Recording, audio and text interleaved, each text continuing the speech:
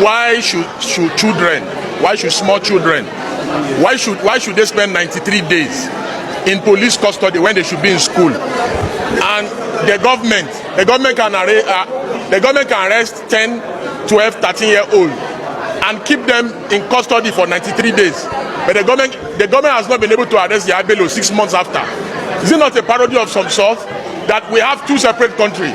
One country for the rich, one country for the poor. Our laws are very clear. It's 48 hours. The police are in breach of the fundamental rights of these children. So we are not going to delve into the substance of the issue, which is already before the court, so that we will not make remarks that subdue this.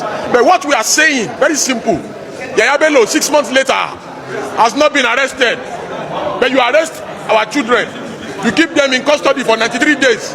These children, they are already looking like they have kwashoko. They are malnourished. You understand? Then you cannot keep them in custody for this long. This is the reasons why our rating in the Human Rights Index is poor, is bad. You understand? The Tinubu government should discontinue the charge.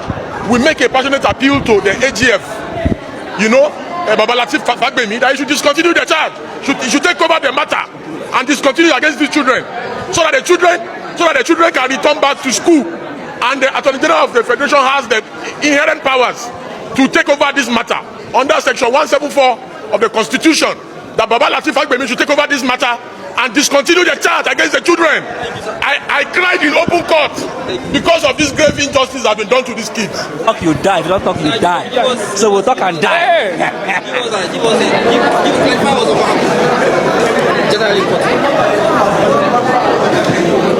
While we were in court this morning, and shortly before the plea of the defendants, mainly underage children could be taken.